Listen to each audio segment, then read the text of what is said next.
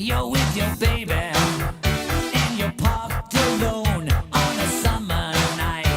You're deep in love, but you're deeper in the woods. You think you're doing alright. Did you hear that voice? Did you see that face? Or was it just a dream? This can't be real, that only happens, babe, on the movie screen. Oh, but he's back. He's the man behind the mask, and he's out of control. He's back. The man behind the mask, and he crawled out of his home. You're swimming with your girl out on Lover's Lake, and the wind blows cold. It chills your bones, but you're still on the make. That's a bad mistake.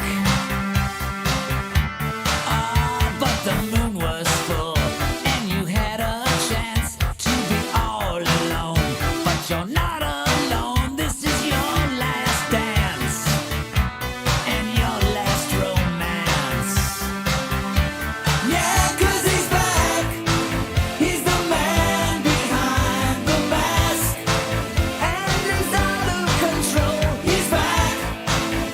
The man behind the mask, and he crawled out of his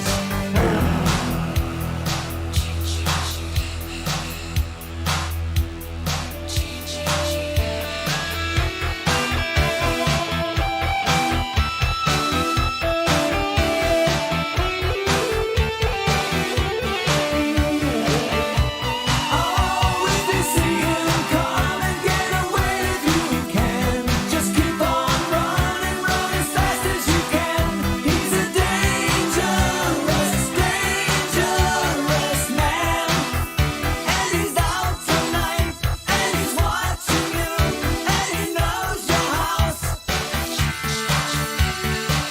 No, don't turn out the lights. Yeah, 'cause he's back. He's the man behind the mask, and he's out of control. He's back. The man behind the mask, and he's after your soul. He's back. He's the man behind the mask, and he's out of control. He's back. The man behind the mask, and he's after your soul. He's back. He's the man behind the mask, and he's out of control. He's back. The man behind the mask, and he's after your soul. He's back.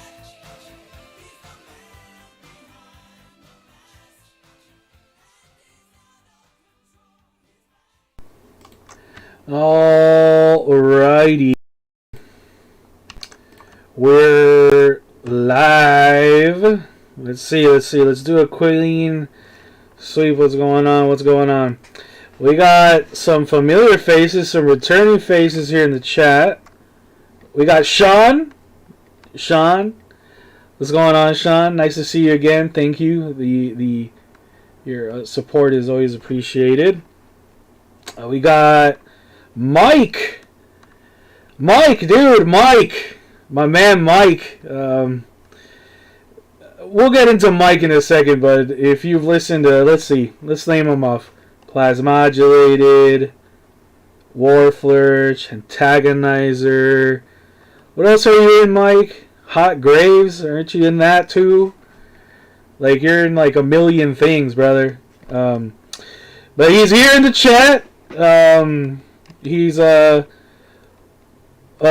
familiar face for me and a lot of people who, listen to death metal and they're into the death metal world right now. Man of ideas, I like him. We collaborated with him. So nice to see you. We got Evan. Evan, let's see. You've been a Surat kind of like buyer, supporter. I think you used to do the. Correct me if I'm wrong. Is this the Midwest Morning, Evan? Is this the same guy? Am I? Am I right? Oh, hello, Andrew. Andrew's back, by the way. I'm back, and I am the man behind the mask. My bad, guys. I got carried away. But that is the same Evan, right?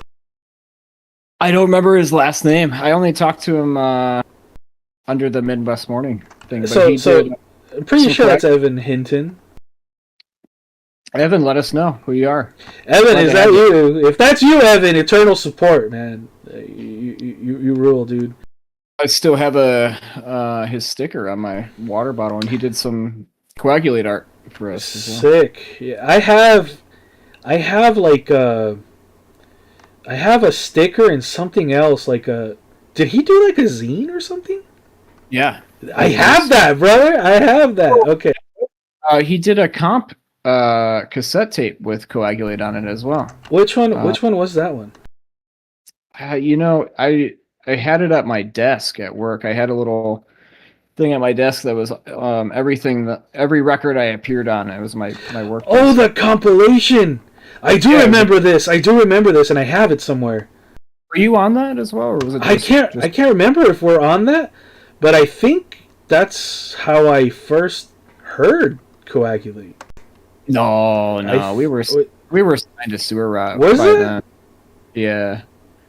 Dude, I'm sorry, guys. The COVID era was a fucking blur to me, man. You and I had never met in person yet. That's right. None of us had ever met anybody at that point. It was we did, Frank, because we met in 2019. That's right. We did meet before COVID. I got a flight over from Tokyo in Yeah. LA. We got food. So yeah, we met just before. Yeah, all this shit is like, I don't fucking know. it's a blur, bro. It's truly like a blur to me. Everything. Mike It says was pump weird. the brakes. Why? Maybe he's got something to remind us about. Dude, I have a bad memory about COVID, like the COVID era. Like, It was strangely a kind of a good time though, man, because everything with the death metal new wave was popping off, and well, absolutely. you and I and Chris and Kyle were all making moves and doing cool stuff. That I remember it fondly in most ways. And Coagulate was doing really well. We were taking off. We got the wrong guy. Sorry. Wait, Sorry, wait. Evan Hinton. Wait. I'm sure you're great, Evan Hinton. No, I know Evan Hinton for a fact. He's a loyal. I know for a fact he is. Okay. I know the name when I pack orders and shit. Okay. Well, thank you, Evan. Well, thank you, Evan. You fucking rule. I know your name, so like, you've definitely like been a loyal. So I appreciate you.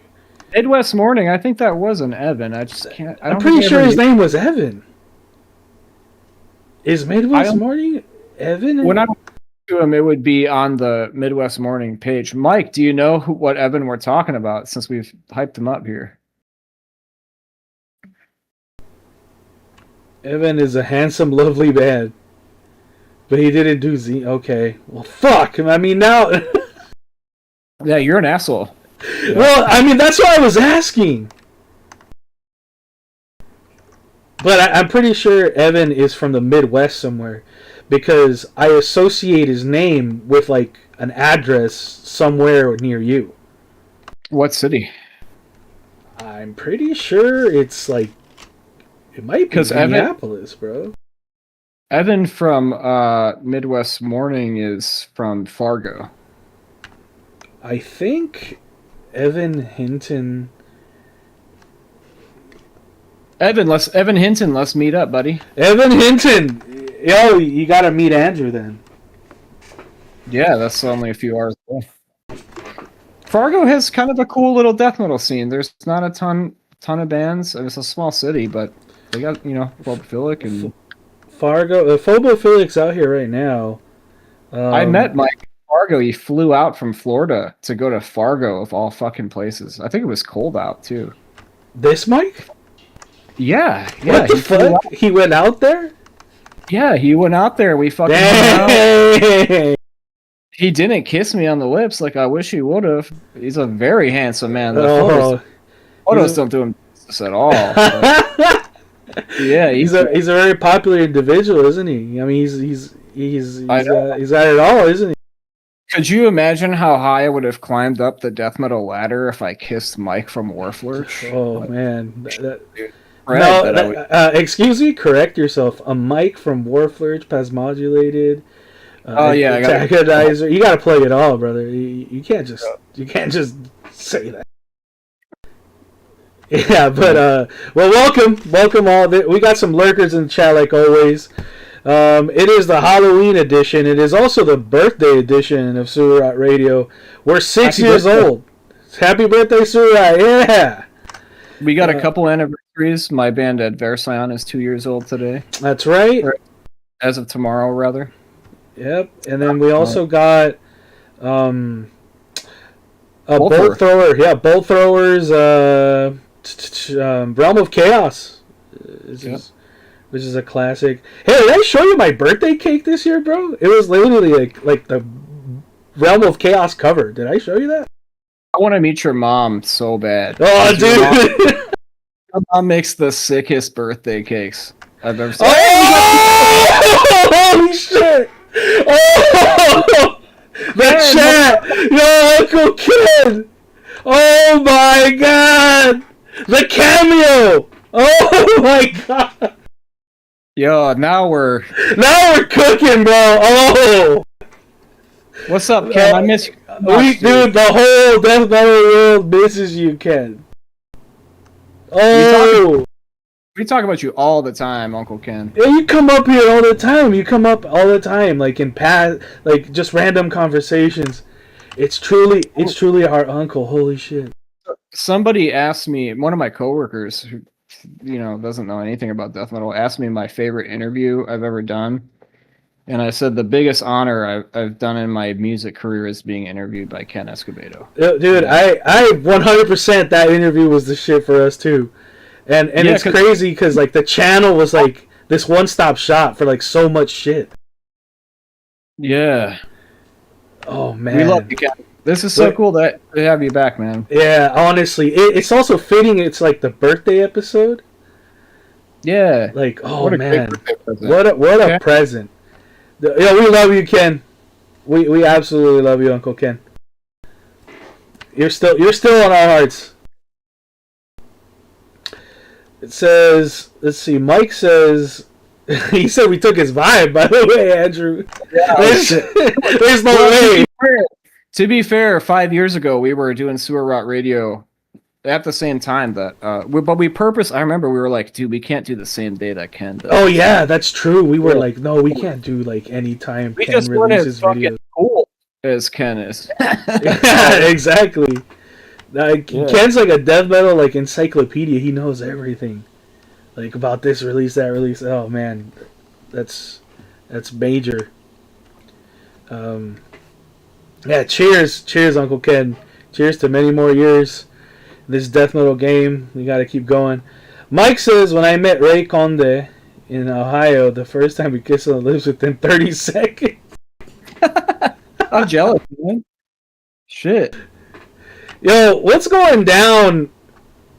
What is it with Ohio? And what is it with like the Midwest? Why are you guys doing all this stuff? Aren't you guys like just like boring? Why are you guys all doing all this shit? Dude, you know what's really wild to me is I always say it wrong. I don't know if it's Lima or Lima. I think it's Lima, Ohio. The amount of gore grind bands from that fucking shit town is like incredible. Like there's like a gore grind band every square mile of Lima, Ohio. Lima, Ohio. Dude, I've never even fucking heard of that. No, me neither. And it's just full of like you got Hyperemesis. Maybe Mike. I don't know if Mike's in the gore grind or not, but he might be able to help me out here. Mike's into everything, dude. Mike is also like has a plethora of knowledge about so much shit. Yeah.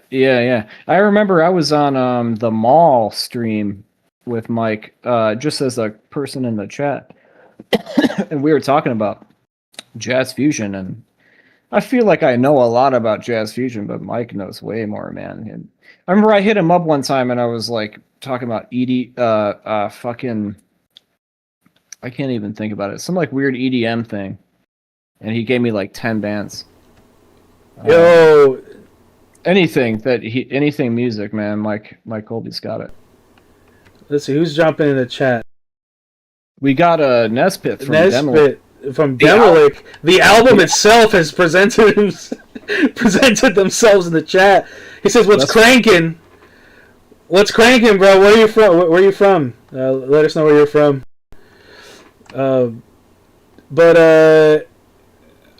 Dude, I've talked to Mike about such random stuff. Like, I swear, like, for some reason, I was talking to Mike like about like Night at the Roxbury music. Like, remember that conversation, Mike? We were talking about like Italo disco and all that stuff. It was such a random like conversation. I'm looking at my messages with Mike, and we were talking about the George Duke, Billy Cobham live album. Those are some jazz fusion records. They did a live album together, and it's also one of my my favorite records of all time. But they did a live album, and they never studio recorded. They just like their tour was the whole album, and they never actually recorded it. And it's not like there's one track on there. Al Mufasa the Beloved has my favorite guitar riff of all time. It's so sick, dude. What's it again? Plug that one more time. Yeah, I'll put it in the chat here. It's just got the greatest hook in music history. Mufasa. Ken says early 2000s Gorgine clears autophagia and lymphatic phlegm. Absolutely. Lymphatic phlegm is cool. Those are label mates on Black Hole Records with Coagulate. Cool label. Cool guys. Good shit. Everything about Black Hole is cool. Yeah, with it seems like that's like kind of the beauty of death metal, right? Is like, yeah, it's death metal, and yeah, we're all united in this music that we like, but in reality, like those guys that you meet that like death metal, there's usually, I feel like death metal is not a music for like a boring person. Like, there's always something more to that person other than death metal. And this is a great example of it. It's inaccessible music. Like, you have to have kind of like jumped down the rabbit hole pretty far to get to death metal for a lot of people. And that means you made a lot of stops on the way. Yeah, absolutely. And I also feel like it means like this person understands what they like. You get what I'm saying? Like, yeah. Like you kind of know what you like, and that's why you gravitated this way, right? So I definitely understand all that. Yeah, it's kind of similar. Like, lately, the last maybe year or two, I want to talk to you about this, Mike. Yeah, if you can do Sun Ra, you can do death metal. That's great. Sun Ra, space is the place. Also, when Macho Man Randy Savage says space is the place in his promos, do you think he's referencing that Sun Ra record? Because that would be just wild. He says that. I mean, it's possible, bro. Sun Ra was like a Afro-futurist, like experimental jazz musician who made just like some of the most out there music of his time. I love to think that Macho Man Randy Savage was just like doing ecstasy and blasting that record. That's a hell of a mental image. Nesbitt says, I feel like anyone who says they were into death metal from the get-go are just liars. It's always a journey, never the first stop. That's absolutely true. There's no fucking way. It shouldn't be. Like for me, there's a lot of like Mike said, there's a lot of paths to it. I think a lot of the people that we're seeing in the more recent era, came from deathcore and metalcore, which is cool. But yeah, if you're not listening to if you didn't start listening to Iron Maiden and Metallica when you were like 12, like, you didn't get here the right way. Yeah, and that's kind of like, and I've actually had this conversation with both Mike and Ken. You can get to deathcore on that journey too. Whatever, that's fine. But like, you got to be like 12, running around your parents' house in your underwear, like screaming along to Iron Maiden somewhere That's right. along. That's got to be on there. That's definitely true. I have had this conversation with both Mike and Ken, and I think the consensus is like, I don't want to say it's the right way, but it is it does give you a better understanding of what's going on musically, that's- culturally. You get what I'm saying? However you get here, I'm glad you're here. There's no elitism in the sentiment, but yeah, I do think when you go from like for me, I was like, I don't know, 10, 11, something like that. Kiss fanatic, dude. I would go to Kiss conventions. We'd paint our faces like the spaceman. Rest in peace, Ace Frehley. by Rest the in way. peace, Ace. Yeah, absolutely. And then I was like, I like this a lot. This is incredible. What's a little heavier than this? And it was like Iron Maiden, Metallica. And then I was like, all right, this is fucking incredible. What's a little heavier than that? And eventually, pit stops on the way to all sorts of different stuff, but it was always a push to see what the next thing was. And, eventually it was like, death, obituary, all that stuff. And it was like, all right, this is like, I think I've been looking for this for a while. Yeah, absolutely. Ken says something here that's really beautiful. He says, "History is the echo of choices. Listen closely, and you'll hear the future calling. All death metal today is because of what once was." Absolutely, absolutely. Yeah. No, we are definitely. Hey, Noah is in the chat. What's up, What's up, Noah? But yeah, man, That's there's no better way to put it. yeah, definitely what we're doing is I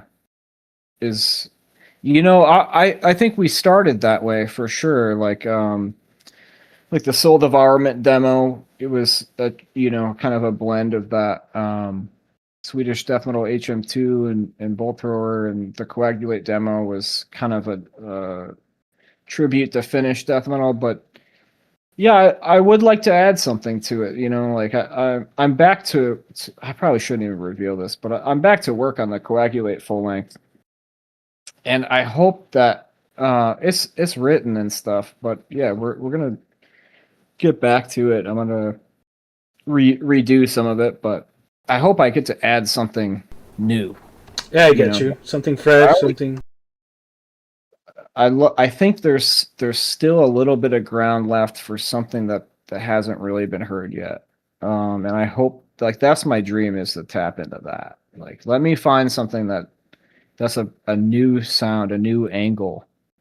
I don't know if I'm the guy who's going to pull it off or anything like that, but that's like kind of been my goal. I always wanted Coagulate to get weirder and weirder. Like, I wrote that demo purposely to be like, all right, this is a little more meat and potatoes. The next one's going to be weirder, and we did the split that you and I did with Bloodspore and Gut Void, and I was like, that's even weirder. And then that was always my goal, was to just get more and more out there and experimental. So, Well, let's do but yeah, it. 'Cause it all goes back though, and to Ken's point, there's no Coagulate without fucking Space Ace Frehley ripping on that Sunburst Les Paul with smoke coming out of it. Like, that's why I picked up a guitar. So that was a shame. I think he fell, didn't he? I don't know the details of it, but yeah, I read that he fell or some shit. Yeah. Yeah. The thing with Kiss, one of my favorite bands ever, all those guys, not to speak ill of the dead here, Ace was the best of the bunch, but like, man, Gene and Paul, those guys are like just like human garbage. I like the Space I like the Demon, the Star Child, the Catman. Like, the characters are what made Kiss. Yeah, absolutely. I get exactly what you're saying. Nesbitt said something kind of funny. He said all the deathcore kids are evolving into brutal death metal nerds. I see it, bro. I see it. Good. Brutal death metal is great. I see it. Playing a brutal death metal band, that's cool. Like, I'd rather that than, I don't like deathcore at all. I don't think Frank does either, but like, if you somewhere on your path, you got there and then you found death metal and you're like, oh, this is way cooler. Like, this is what I want to do. That's fine. I don't have a problem with that. Yeah, what I don't really like about, like, again, I don't want to like harp on this and spend too much time about it, but I feel like deathcore and okay, death metal and deathcore, even though both of them have the quote unquote death in it, they don't align. I don't know what it is. You get You what know I'm what saying? I think it is? Oh, I think I know what it is too. I know what you're saying, but I think I know what it is too. When I talk to deathcore kids, and again, this, not to talk shit here, but like they don't seem to have done that path where they've gone and listened to thrash and speed metal and fucking heavy metal and new wave of British heavy metal. They didn't like end up going on the journey. Um Man, I gotta just stop this. Your son's middle name is Simmons, Noah. You picked the worst member of him. I'm gonna see Noah in the office probably tomorrow. Yeah. He really dropped that. Ken, you are both a scholar and an expert on death metal. I think you're selling yourself short here, but Hey, Nesbitt says this, and actually, this is kind of like going off into the what you were talking about. He says, "I'm assuming that means pull the plug patches." He I would says, assume so. he says, when Juan Brujo died and Ozzy died, just shamelessly plugged his products. Honestly, bro, like, it's pretty bad. It's not just him. Like, I'll give you an example. Chuck Schuldiner, his family was his name and image and everything was protected for a long time by their lawyer, right? And that dude passed away, and as soon as he died, there's death statues, death fucking everything. Dude, there's gonna be a death Labubu soon. I bet you there will be. Like, Yeah, that's some bad taste for sure. it's And, really bad. I used to know. I don't know if I shouldn't say this. He's probably sensitive about this, but I used to know. Like, I bought patches from him when he was bootlegging, which he probably doesn't want anybody to know that he did bootleg patches. Oh, He didn't do a lot. He did like a run of like 5 or 6. And he definitely grew, and more power to him because get the bag and do your thing. But like, yeah, and that's cool because he's doing something that not that was him trying to figure out if he could make patches or whatever. I'm not judging him for that or anything. I don't think anybody should judge him for that. But where I was going with that is we used to talk a lot on Facebook, like as the company was starting and stuff, and he's like or at least he was, I don't know anymore, a hardcore anarchist. He wrote like dissertations on anarchist theory, and it's I mean, interesting. That doesn't appear to be anything resembling the business model of pull the plug patches these days. But yeah. Mike says something funny here. How many bands are playing his music right now? We're talking about Chuck Schuldiner. Bro, it's insane, dude. It's fucking insane right now. There's like legit like 3 or 4 bands playing his music, and some of them are playing music from records they weren't even on. Like some members are playing music that they were not on. Like, it's wild. What's up, Anthony? Anthony, my partner in crime is here from Soul Devourment. What's up, Anthony? Glad to see you, buddy. We met in Philly, and we hung out. We stayed in a house together. Oh my god, that's a story for another day. That place was a piece of shit, but it fit the vibe. Philly. All right, I love Philly. If I wasn't living in Minneapolis, I think I'd be living in Philly. It's a shitty town, though. Like, there's like 8 inches of garbage covering that entire city. Yeah, filthy city, but man, this is the coolest metal scene I think I've ever seen. Those guys are so hardcore. People really came through in that fest, and I met so many cool people. Jason from Rotted Life. Frank, did you know Jason from Rotted Life runs Malignant Records, which is one of the most he told me that day. Like, they've been putting out like dark ambient and industrial albums since you and I were 2 years old. Yeah, 19 Jason's been in the game for a long time, dude. He told me that whole operation. He didn't tell me that until years of being signed to Rotted Life. He mentioned it in an email. He's like, "Oh yeah, my other label."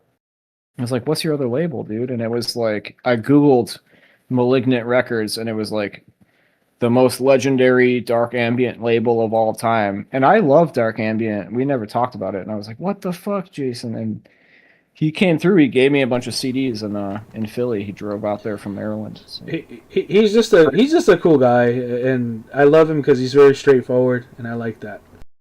I just bought the whole Malignant Records discography this week. Oh shit! On Bandcamp. Yeah, that's kind of been my shit lately. Is just like kind of really out there, dissonant, hard to kind of challenging. That's good. But stuff. we got a lot of shit to play. Speaking of music. Yeah, actually, we're gonna take a music break. Mike talked about Left to Die and that project. We can talk about that when we come back. We can keep talking about some of these topics you hit. Ken mentioned Necrophobic, the Nocturnal Silence. Fucking sick, absolutely sick. Probably a perfect record. I think if there's any record death metal and black metal better than Nocturnal Silence, I have not heard it. We will, Ken. Ken. We'll play some at Versailles. It's the 2-year anniversary, so we'll pop that on it. We'll play that. We'll play some more recent stuff. Ken is the one who originally dropped that That's right. It was on his channel, right? Mm-hmm. Yeah, that's right. All right, well, we'll get into it, guys. Gonna listen to some, some theme stuff. We're gonna take a music break, and then we will be back. Stick around, you guys. Feel free to chat, and feel the vibes. All right.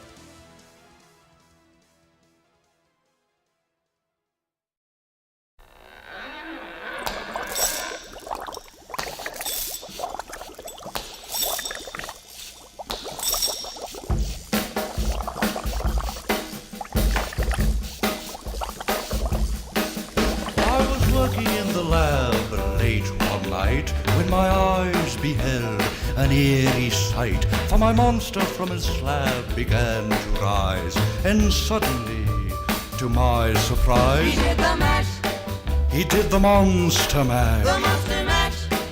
It was a graveyard He smash. did the mash, It caught on in a flash. he did the mash. He did the monster mash from my laboratory in the castle east to the master bedroom where the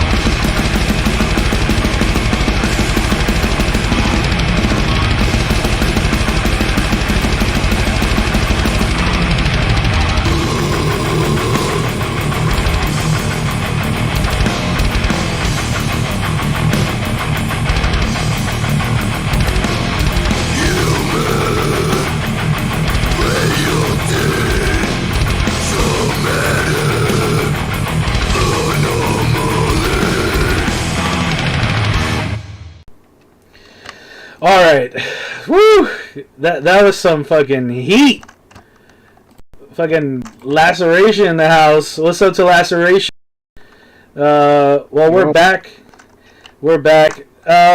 You know, we just played Left Hand Path, and there is like a story that Anthony brought up, and it is Halloween related. Okay, I'm just gonna set the scene. So, right now, like around this time last year, me, you know, all the Soul Development boys were out in Japan playing Asakusa Death Fest. And, you know, Asakusa Death Fest, which is going to be this weekend, by the way. Shouts out to Asakusa Death Fest and the whole Japanese scene. You guys know we're in alliance with all those guys. Shouts out to Tanaka-san and Naru-san, everybody out there. As you guys know, Transgressors on the Surai roster. Anatomiya is up there. So we're up there in Japan. And Anthony reminds me of this story right now because it's all related, okay? So Anthony, as you guys might or might not know, but Quaz in the chat is the other guitarist in Soul Development. Oh, you weren't there. Anthony wasn't there. He couldn't make it. That's right. But he did remind me of this story, okay? Actually filling in for us, and so he was a great help, was Joey from Oxygen Destroyer. Shouts out to Joey. Shouts out to Oxygen Destroyer. He was out there playing guitar for us. And it's Halloween, okay? It's Halloween night in Japan, okay? Now, mind you, I'm very familiar with Japanese culture, speak the language, everything, so I don't really do anything to disturb the peace out there. But that night, the Dodgers won the World Series, okay? So I'm setting the tone here, okay? That night, the Dodgers won the World Series. We were out in Japan. You know, all of Japan is in euphoria over it as well because we got Otani and Yamamoto. So we're all in euphoria. We're all out there celebrating the World Series. And now I was in a bar with I'm not fucking around. A ninja was serving me drinks, and we were chanting we were drinking highball sours for each player on the roster, okay? So we were chanting their name and then drinking a highball sour for each player. Now I was playing a drinking game with the guy who's doing for us now, which is Matthew. Matt, shouts out to Matt, love him. So we're both big guys, so it takes a while for us to get kind of smashed, okay? And next thing you know, we went through the whole roster. We even started going through the pitching staff. It was insane, okay? Then, I don't know how Joey managed to corral us home, because I don't think Joey drank that much. But, we couldn't get inside of our, apartment that we were renting. I couldn't get inside, so we had to stay outside, okay? Remember, it's Halloween Day. We just won the World Series. I'm in Japan. Asakusa Death Fest is the next day. We're all smashed. And we couldn't get inside our apartment. And I had a costume of sorts, okay? It was literally just like a pair of bunny ears, okay? Don't ask. It just happened, okay? Now, all this is going to come related. It's all somehow entombed. The Dodgers, Halloween, Japanese death metal is all related here, okay? So, I end up on the ground in the parking lot across from the apartment. Now, there is a video of what happened. I'm going to describe it first, and then we're going to watch the video. But there is a picture. I'm going to show you guys the picture first, okay? So let me pull that up. Shouts out to Anthony for getting this to me. But, you know, I don't... I don't care to make fun of myself. It's all right. So here we go. This is me out in Japan, Halloween Day, sprawled out, and on Halloween Day in Japan. If you guys know me, like, you'll never see me like this. Like, only in Japan. Okay, this is the Japan update. Okay, this is fuck. This is the Japan patch of Frank. Okay, this is the Japanese patch of Frank. And I mean, as you can see, I'm actually wearing the Dodgers jersey right there. You know, I got my cheeks out basically. I'm wearing my signature chanclas. If you guys know me, rocking the chanclas. bro. Even in Japan, I'm in chancla mode. Nothing can stop me from wearing chanclas. Okay. So again, how does this relate to death metal and Halloween and Left Hand Path? Okay, so I couldn't find the ears on my head, okay? And they were on the ground somewhere. And Matt tells me they're in your left hand, or near your left hand. I'm going to play the video, but he says left hand, and for some fucking reason, I responded Left Hand Path. I have no fucking idea why I did that, but Entombed is on my mind at all moments, I guess, and subconsciously. But I'll play the video. I don't care. It's all right to make fun of me for this. It is. Oh, check out my Kamen Rider bag, by the way, Andrew. It's like but yeah. This is wild. I'll play the video now. Hold up. But yeah. Somebody said I look so peaceful. I mean, yeah. Absolutely. Oh, dude. Let me see. I gotta pull up. Oh, here it is.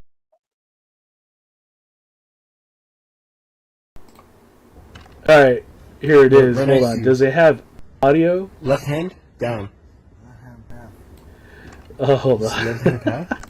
Left hand. I've never really even known you to drink. The only time I've ever talked to you drunk was your wedding night. To your body. Dude, that's the thing about all this is like. No. Wait, you did? You were there? What the fuck? No, you were in the chat. Put them on. You're. Oh, okay. I see what you're saying. Put 'em on I was right like, what? Hold on. The audio's not playing, right?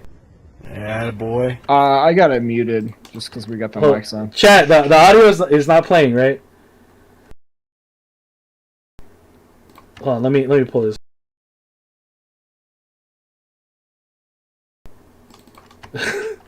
This is such a wild video. Insane. Incredible. And What else we got, man? What else we got going on today? Let's see. Oh, I wanted to talk about this. Halloween movies. I wanted to talk about Halloween movies. While I pull this up, let's talk about John Michael Thor. Let's talk about some of his Halloween movies. Yeah, I'd love to. I met John Michael Thor in Minneapolis. Was he cool or what? He was great. So, can we get a picture of old John Michael Thor, like in the 80s? Yeah, hold on. I got the video. All right, guys, here we go. The video is about to play. Yeah, this is raw, uncut, exclusive content. I'll let this play. They're right next to you. Left hand down. Left hand path. You see left hand path? Left hand. Your phone hand. Put it, okay, to your side, okay, to your body. Okay. No. There you go. Okay, cool. There you go. Put them on. Put them on right now. Yeah, boy. Ah, dude. Absolutely insane, that clip. You gotta post that. I'm the sold of bar. Wait, what was it like? Was it? Did you guys hear what I said at all? Left hand path. What? What the fuck, bro? What a that's stuff you'll only see not in the U.S. Okay, that's a. Ken says this is an alcohol great absolutely. All right. Anyways, back to John Michael Thor. Yeah, let's get a picture of him from the '80s up here. I'll pull that up right now. So as I pull that up, go ahead, Andrew. Keep talking about John Michael Thor. He doesn't look like this anymore. He's kind of a sloppy, fat guy. You should find a picture of him now too. And there's a great documentary about John Michael Thor. It's not very flattering at all. There's like videos of like women who used to work at the casinos that he performed at. They'd all say he had a tiny penis. Like everybody's mean to him the whole documentary. Wait, And, they're going at him like that? Like for real? The whole documentary is so mean to him, and he's just this fat kind of loser, and his music's not very good. But the fact that it's bad is incredible. His claim to fame is he's got a viral video on YouTube, super old. It's like one of the early viral videos on YouTube, but it says worst music video of all time, and like that's what he's like most famous for, at least nowadays. Talking to John Michael Thor. I'm gonna put the before and after here. Yeah, please. Here he is in the past. It'll help tell the story. So I saw John Michael Thor. He was in a couple heavy metal horror movies. If you guys didn't know, I built out a whole video store in my house. There's like 10,000 titles in there, VHS. I'm like a horror maniac. I got a Nightmare on Elm Street full sleeve, and I'm a big horror guy. Almost more than metal. I'm a horror guy. Yeah, there he is. Very good physique. And yeah, let's see what he looks like now. But, yeah, he was in a couple movies. He was in a movie called Zombie Nightmare, and he was in a movie called Rock and Roll Nightmare. He's fat too, though. I don't know how well you can tell, but he's fat and kind of dumpy. And I'm not talking bad about him.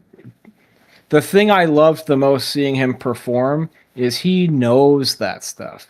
Like he is totally like making fun of himself at this point, and he's very self-aware. And the fact that he was kind of poking fun at himself, and the fact that he's kind of never really been all that great, and it was one of the best shows I've ever seen in my entire life. It was so fun. He was like such a cool guy. He signed my VHS copies of those two movies. Literally one of the best shows. Like it was just a fucking blast. There's like nobody there. And wait, he played live and everything? Huh? He played live? Yeah. Whoa, that's sick. Sure. That's kind of sick. Yeah, and they were fucking awesome live. Like, you know, like the songs are bad, but you know, the live band that he had was incredible. And literally like top 10 like of my favorite shows I've ever attended. He was so cool, super chill. He was like, why the fuck do you even have this stuff? You know, like VHS, he's like, how do you even know about this? Those movies are incredible. What a fun career for a guy. And yeah, just definitely very down to earth, very humble, willing to you know, kind of poke fun at himself. That's cool when guys are like that. That's cool when guys are like that, for sure. Yeah, absolutely delightful of a guy. Ken says he has like 5 Thor records. Of course, Ken does. Yeah, no, Ken, that's kind of sick, Ken. That's super cool. I didn't even know he had 5 albums, to be honest. I was gonna say, I didn't even know he had 5. Yeah. That kind of rules. Yeah, Rock and Roll Nightmare. That's like I think you like have to watch that movie. Mm-hmm. Like it's a must watch. Highly recommend you guys watch that movie, guys. Rock and Roll Nightmare. It's an absolute shit show. Like it's so bad that it's good, right, Andrew? Yeah, oh, it's definitely like in that category. Like it's some of the special effects are kind of fun. They're not good, but there's little like I love horror movies that have little tiny like creatures in them, like Critters, Puppet Master, Gremlins, all that stuff. Those are some of that's my favorite micro genre of horror, and there's little goobers in the movie, little demon monsters, and that's really fun. Yeah, no, I absolutely get it. Like that. Look, there's some movies that are like so bad they're good. I always talk about this movie. I always bring this one up. Like Maximum Overdrive. You're like obsessed with that movie. Dude, I'm so obsessed with that movie. What is that one clip? It's the Stephen King cameo, I think. Oh. Where he goes the vending or the ATM. Yeah. Hey, honey, this machine just called me an asshole. That one. That's got to be like one of the best like lines in a movie ever. I remember I was watching this movie with the guys, and the whole time they were just like, "What the fuck is going on?" Yeah, and Stephen King is like, dude, I was like blacked out on coke the whole time. Like I have no recollection of even making that movie. Like, He like tried to remake it, didn't he? Like he did that weird like Trucks movie. Was that him? no, I don't think so. I swear he made a movie called Trucks. Yeah, not that I recall. Maybe Ken. Do you recall that? Maybe Uncle Ken knows. He says, I have the first record from 1977 called Keep the Dogs Away. He's talking about Thor, I'm guessing. Stephen King has a short story called Trucks. That's probably what you're thinking of. But there's a movie. I swear there's a movie. It says Trucks was the basis for. Yeah, no, you're right. Wow, I thought I knew all about made-for-TV Stephen King movies, but yeah. No, and I think he tried to like redo Maximum Overdrive, but good. 1997, he did the TV movie Trucks. All right, Anthony. See you, man. Thanks for dropping in. Yeah, good to see you again, Anthony. Miss you, buddy. But yeah, Thor, all that cheesy. Like, there's a level of cheese that death metal requires. If you guys get what I'm saying. I'd say heavy metal in general. Yeah, I think the whole genre as a whole has a level of cheese that you kind of have to lean into, right? And so we're gonna get into some of that cheese we're talking about right now. Everyone's got something to say about these guys, but I'm pretty sure you guys all remember the first time you heard this one. We're gonna take a music break, guys. We're gonna get into Mortician with Zombie Apocalypse.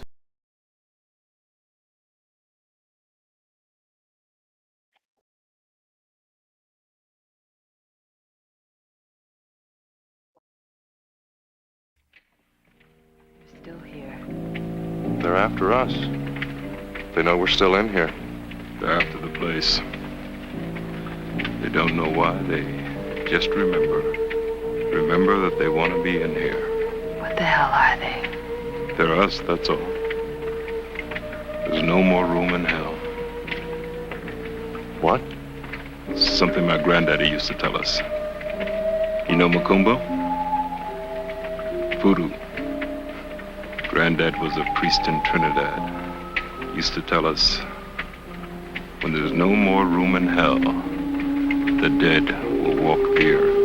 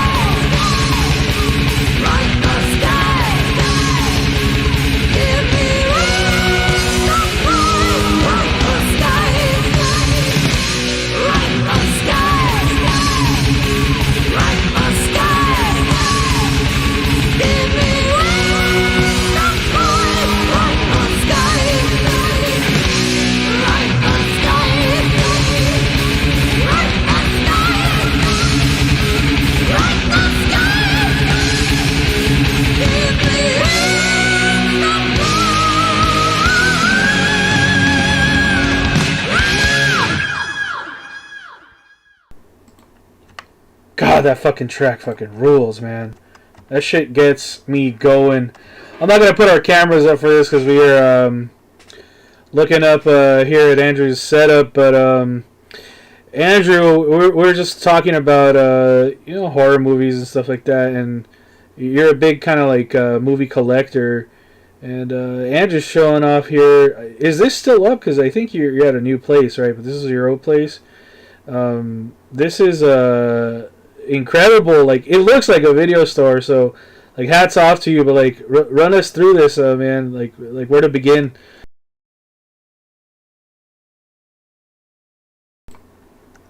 I don't know if Andrew's here. Is he here?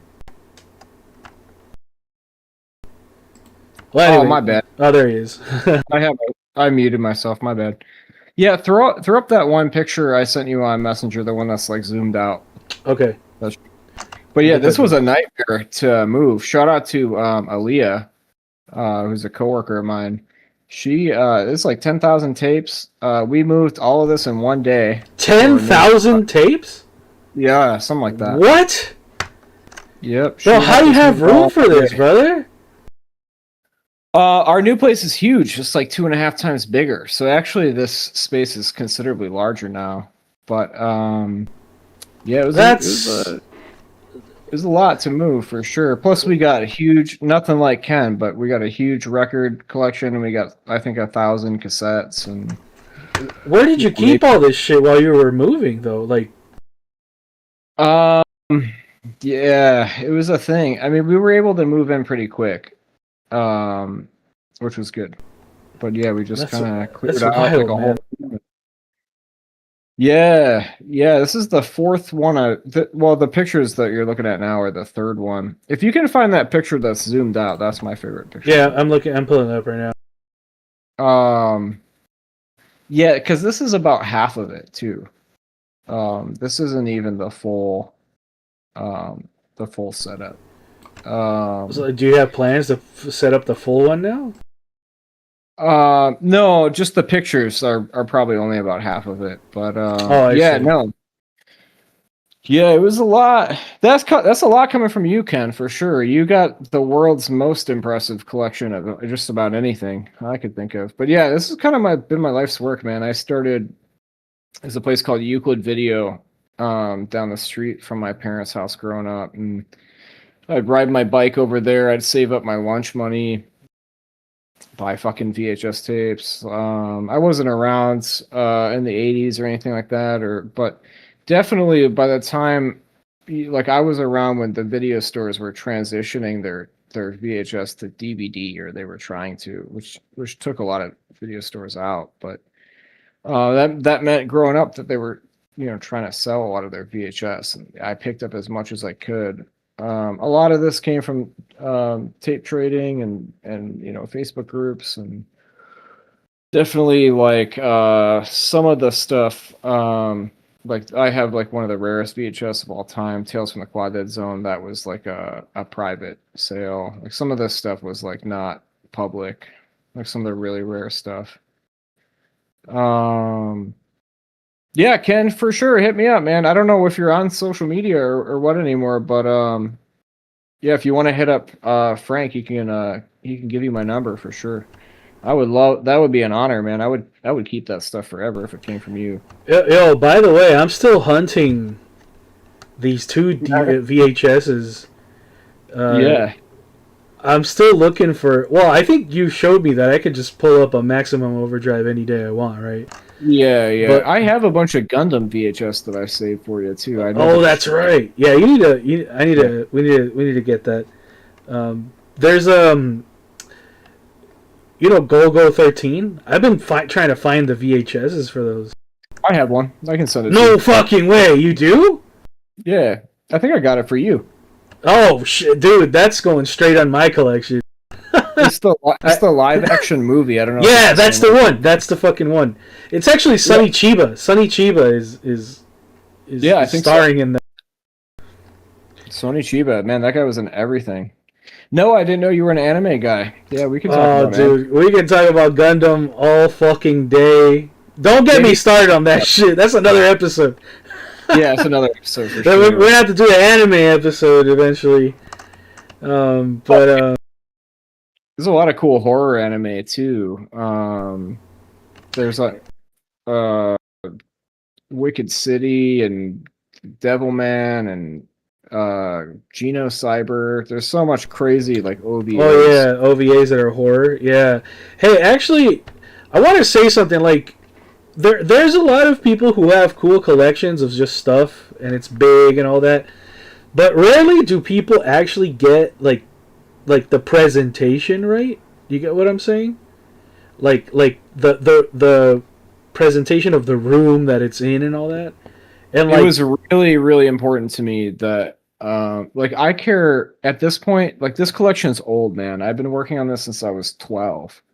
I kind of finished the collection. I still collect Blu-rays and 4K discs and stuff like that.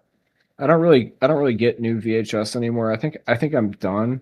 But what I do focus on is I'm always looking for cool signage. Like I want authentic. So almost every single thing in this entire room, except maybe like one sign is like a reproduction, and almost everything else came from an actual video store. Like the whole room is from a video store. that's just fucking epic. Like, it's truly a time relic, and that's fucking awesome. Billy says he's a big fan of video horror. I'm not sure what that means. He says video violence 1987.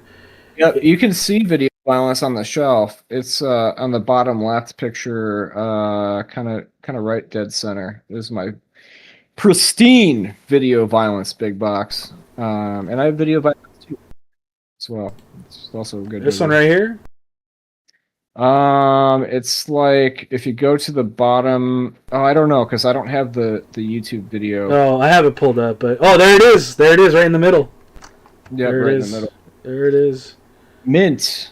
Not everything in the collection's mint. That would be crazy. But the video violence is like pristine condition. That's fucking cool. Yep. That's so fucking sick. Yeah, dude, this is like really cool. Like to see collections like this. Cause like I have a lot of shit, but I don't have it like this. The only thing I have like is my Street Fighter and Kamen Rider shelf that I have. But like this is insane. Ken's asking, do you have Madman on VHS? I used to, Ken. I've had a couple copies of Madman. I had the media White Stripe. I've had two of them. One of them was a little rough, and one of them was perfect. I got it from a guy in Chicago back when I grew up in Chicago, but yeah, when I was still living there. And it was some dude on like Craigslist. Nobody even uses that anymore, but I rolled up to his house and he was like smoking like Reggie weed in his like shitty apartment. It was free. Yeah, he gave me like a box of VHS. This like sketchy dude on the south side of Chicago. But yeah, and pieces. I don't have the US pieces, but I did find the Japanese one when I was in Tokyo, which was fucking sick. Yeah, it's cool. It's a cool VHS too. The Japanese VHS they're really cool. A lot of time the movies are uncut. Japan didn't have the same censorship laws that other parts of the world did, so they just put all the gore in the movie in the cut. And the box art is really unique a lot of the time too. They're usually collages, and Japan always has their own box art that no one else has. So that's why a lot of people like those tapes. But yeah, got the Japanese pieces. Yeah, Ken, dude, that tape's worth a little bit of money, man. I would throw you some bones for it for sure. Yeah. That's I was gonna say your martial arts collection that you have there. What's the rarest thing you got in there? The martial arts stuff, it's not that there's like a single rare tape. There's actually a tape label that's fairly rare. It's called Ocean Shores. Mm-hmm. And they're imported. And like that's a lot of that. Ocean Shores has a massive fucking catalog, like thousands of tapes. And this all stuff that's like never been released on other formats. It's like stuff that came straight from Hong Kong. Also, the clamshells that Ocean Shore used are incredibly fragile. Like the plastic hasn't aged well. They crack really easily. Right. and that makes them more valuable because a lot of them are busted up really bad. I got you. Okay. I mean, yeah. I mean, you mentioned Hong Kong. That's a relic. You know, it's a time that's definitely gone. Well, Ken, thank you, man. I would gladly accept your copy of Pieces. That would stay in the collection forever if it came from you, man. Okay, only that. I mean, yeah, I absolutely feel that. Ken, I'm the same way with stuff that I give away. But yeah, I mean, yeah, Halloween's tomorrow. Let's before we wrap up. What's everybody's plans? What's your plans, Andrew? Nothing, man. We like literally just finished moving about a week ago, so my body's. We spent 40. This is why I wasn't on the show for a while, guys. I don't know. I didn't even explain it actually, but yeah, we spent 45 straight days working 8 to 10 hour days, and then just packing and moving until we just passed out from exhaustion. It was exhausting. So yeah, I didn't Moving's have a big thing. Yeah, it's like, especially like collections like this. This is not even my only collection either. You can see in the picture of that horror shelf, there's a whole nother room adjacent. That's like our library. We have all like horror novels and paperbacks and hardcovers and stuff, and lots of records. And yeah, we have like a couple thousand cassette tapes, demos, and stuff like that. So yeah, it was a lot, man, for sure. So yeah, nothing. Hopefully, just watching some horror movies and taking it easy. How about you, man? What are you doing? I've been recording. I've been recording. Yeah, I've been recording. That new Soldivar, man, is some pretty sick shit, man. Yeah, we've been working on it. We've been recording with the new lineup and stuff, and yeah, the music's done. We're just putting finishing touches on stuff here. With Soul Devourment, there's like the comic element now that's involved with it. So like that's kind of part of the release process. Does that make sense?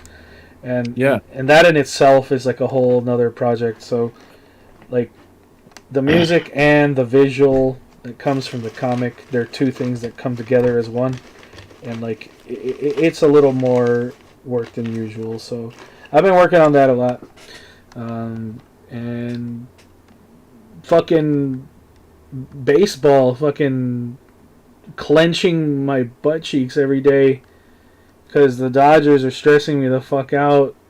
So my Halloween plans are to watch the Dodgers either fucking choke it all the way or be World Series champions again.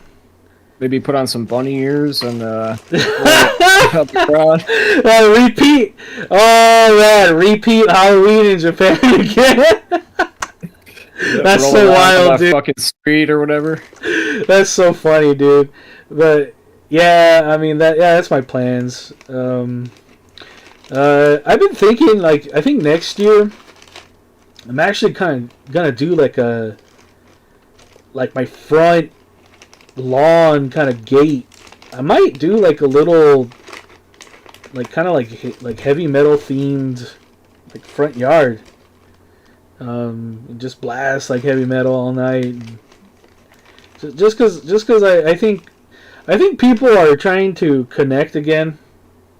Like COVID definitely hurt Halloween a lot, and not just obviously the day of the year of the lockdown, but coming back into it like as a true like American cultural holiday.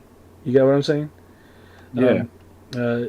Cheers, Ken. I'll have Andrew. Well, Andrew, you'll reach out to Ken on IG. Oh, 100%. Yep. Okay. See you, Ken. It was nice to see you. Your company is it means a lot to us actually. So thank you for coming in. Thank you, Ken. You're the best, man. Yeah, so glad to talk to you again. Yeah, absolutely. Him coming in was a great treat. Like awesome. For sure. Huge highlight of the year for me right there that you just popped in here. Yeah, so good night, Ken. But yeah, back to what I was saying about like Halloween. It's like Halloween's like It doesn't feel like before. You get what I'm saying? Like this trunk or treat stuff. I don't fuck with this stuff, man. Oh man, fuck trunk or treat. All right, Trunk or first of all, I've been waiting for months to talk about this. We started getting on this and we thought we'd save it, but here's the problem. This is a huge. No child has ever been poisoned from Halloween candy in American history. It's never happened. It's a myth. There's been one incident. It was a true crime case. A father poisoned his own child for the insurance money, and blamed it on just random candy. And he got caught like right away, and it never happened again. But that's where the myth comes from. It's never happened. Trunk or treat's not keeping kids safe. It's just keeping them away from their communities. Trick or treat is it's an American tradition. The fact that it's not happening anymore makes me so sad, man. Did you trick or treat it in LA as a kid, Frank? Dude, every time, bro. Are you kidding me? Like, it was not allowed. Kids Like, get to to know not their go. neighbors, it develops good habits as a child, and connecting with your community. And oh man, it just bums me out. It's literally not the same. We need to get rid of this. There needs to be a movement, I think, to bring back trick or treat. Like, it is safe. It's okay. There's not people going out there killing kids and poisoning kids. Like, that's not real. I don't know why we keep running these news stories every year. First of all, man, a razor blade in a candy bar, that's not really ever happened, but you're gonna know. You're not gonna swallow a fucking razor blade. This stuff is goofy. It's part of the myth, and it's not real, and we should never have taken it this seriously to get to this point. It really makes me sad. It's kind of funny because, and I've talked with Bill, Doomed and Stoned. I've talked to him about some of this kind of stuff, where it's like, I want to date this. I want to go back and blame this stuff on like kind of satanic panic, like type of stuff. Yeah, Like, 100%. That's not real either.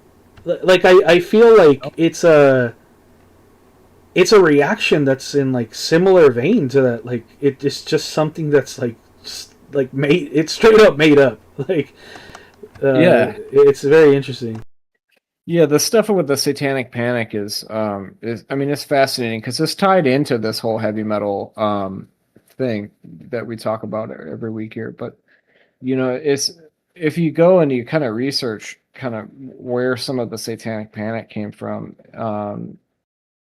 first of all, every Satanist I've ever met was kind of just like a groovy, spooky hippie. Like, they're pretty harmless. Yeah. The original, one of the main things that kicked it off was there was a daycare, and the daycare allegedly they were accused of molesting all these kids in satanic rituals. But what they did was they took these kids, 3, 4, 2-year-old kids, put them under hypnosis, which is real. Hypnosis is a real thing. But when you do hypnosis, you have to ask open-ended questions. But they ask shit like, where did the Satanist touch you? Right? And they didn't ask like what happened. They gave leading questions, and these kids who are super young and also under hypnosis, you could only answer to confirm what they were asking with the way they asked the questions. Right. And those people who ran that daycare, who did nothing wrong at all, went to prison for a long time because of this. And they were let out. They were found innocent later, but of course their reputation is completely tarnished. There's a lot of innocent victims in the satanic panic, and yeah, man, it's mostly just like teenage kids listening to Ozzy Osbourne. I mean, Trick or Treat is a great example of kind of satanic panic and its effects on, like, have you seen that movie, Frank? Trick or Treat? Yeah, absolutely. Yeah, it's about a metalhead kid who doesn't fit in, and everyone thinks he's a fucking freaky, like, satanic weirdo, and he's just like a normal kid trying to like get through high school. It's a Right. great movie. Great movie. Yeah, Turns out the titles aren't what he thought they were. You know. I don't really understand like how we're.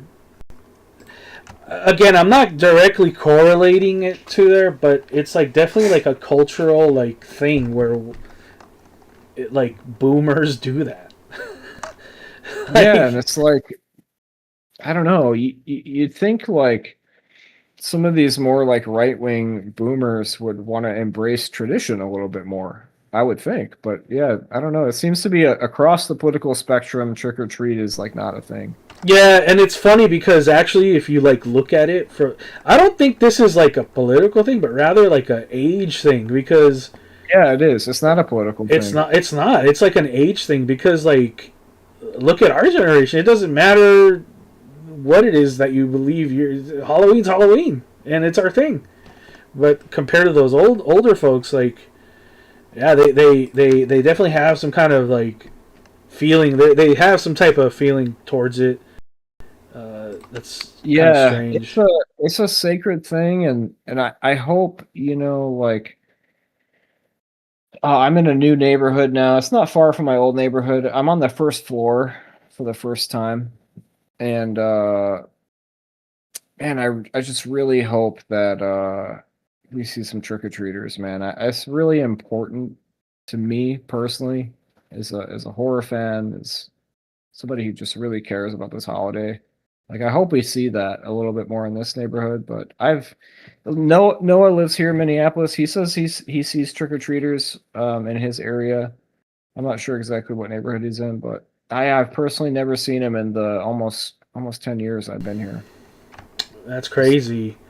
Here where I'm at, my neighborhood, we used to have this dude that like he was an Elvis impersonator. Like, guys, imagine his whole front yard is just decorated with like horror movie references, and then there's a dude dressed as Elvis, like performing live every fucking Elvis song. That's awesome. Dude, it's the most epic thing. But sadly, he passed away. And he passed away the COVID year. And like I said, I don't know, the neighborhood's never been the same. Like it's just not it's not the same. There is a house near where I work at the university that is like the whole front lawn is like Jaws. It's like a Jaws. Dude, it looks so fucking epic. I'm gonna go take pictures of it tomorrow. I hope he doesn't take it down the day after, because I'd like to see it like at night. You know what I'm saying? You ever trick or treat as a kid and you went to like somebody's house and they ended up being like a dentist and they gave you like a fucking toothbrush or some shit? That ever happened to you? Yeah, absolutely. Yeah, fuck that house. Yeah, you know what? There was a house around here. You know what? All right, I hated this house when I was a kid, but there was a house around here that used to give people candied apples, like caramel apples. That's great. Now And- they'd be witch hunted, I'm sure, for doing that. These Yeah, days. and what's crazy about this is, like, as a kid, I fucking hated it. Oh, really? A fucking apple? A fucking candied apple? Now that I'm older, I think about it like, yo, they were spending a pretty penny. Like, At time too. yeah, dude. Candied Like- apples are awesome. You're Yeah. talking about the ones coated in caramel? Yeah, with the peanuts on the outside. Like, Why were you bitching about that? I don't fucking know, bro. I was just, like, crying. I wanted some candy or some shit. I don't know. Yeah, that's like the best candy though. Yeah, but yeah, that was a thing. Back in high school, I remember in high school. Oh, dude! All right, guys, my craziest Halloween costume. Okay, so a couple years I was just Scream. It's pretty basic, right? Just Scream. Go. Like, bro, one year I did a Fidel Castro. Oh man. Dude, I did it. I straight up went to school with like the fake cigar and everything. And like, That's- I kind of look like him too. Like, You do a little bit actually. like back then I was a lot skinnier and shit, you know. And it was just hilarious because like nobody knew how to react to it. Dude, I went to school my junior year of high school dressed as Charles Bronson. Dude, that's so sick. Yeah, and it looked great. Tell me you had the gun. You tell me you had the gun. No, of course not, dude. This was like 2007 or something. No, I wouldn't be in so much trouble. But I took I cut I got a fake mustache, I cut it in half, separated it. I got like a wig that I like sprayed with like silver, to give it like a peppered gray hair. I got like a blazer. All the teachers knew exactly who I was. Like I looked like Charles Bronson, but all my classmates were like, "Are you a pedophile?" I was like, "I'm Charles Bronson." Dude, that movie, that Death Wish movie, bro, that movie is fucking so sick. Death Like- Wish 3 is the best one. That one's like so outrageous. Is that the one where like it's like a dystopian like fucking city takeover? Yeah, it's like the West Side of Chicago. Yeah, dude, that movie is fucking insane. The West Side of Chicago is like what Death Wish 3 looks like, pretty much. It's so funny, like Death Wish and RoboCop. I feel like they're so in line. Yeah, dude, the West Side of Chicago is, RoboCop, Death Wish 3, everything's boarded up, just like random fucking like guns shooting in the streets, stuff blowing up. West Side of Chicago is nuts. That's fucking incredible. We gotta do an action movie, movie cool. episode. Let's do that. Let's do that next time. Let's do an action movie episode. We gotta do Alien. Oh yeah, we gotta talk about Alien. Yeah. Let's fucking do that. There's a lot of So, Alien death metal out there as well, too. oh, absolutely. Infested on Sewer Infested. Records. Was The Alien thing. Xenomorph. Remember that band, Xenomorph? Yeah, they're sick. We had what's that? A Blood Incantation, of course. Yep. This Yeah. is stretched out like Alien the movie, but yeah, close enough. Just aliens in general. I mean, We I could do guess. Sci-fi death metal maybe, and then talk about the Alien. Yeah, movies. we could definitely do that. Nocturnist. Yeah, absolutely. Oh, at Nocturnus. Great band. Ooh. All right, well, let's take it away. Andrew, anything you want to say before we finish up here? No, happy Halloween. If somebody wants to start some kind of grassroots movement to bring back trick or treat, let me know. Hit me up. Andrew MV on Facebook. I will join your cause and die on that hill. Absolutely. Bring back Halloween. Halloween needs to come back stronger than ever. Hopefully this year people come out and they do more cooler shit. Death to Trunk or Treat. Trunk or Treat is lame. Look, here's the thing.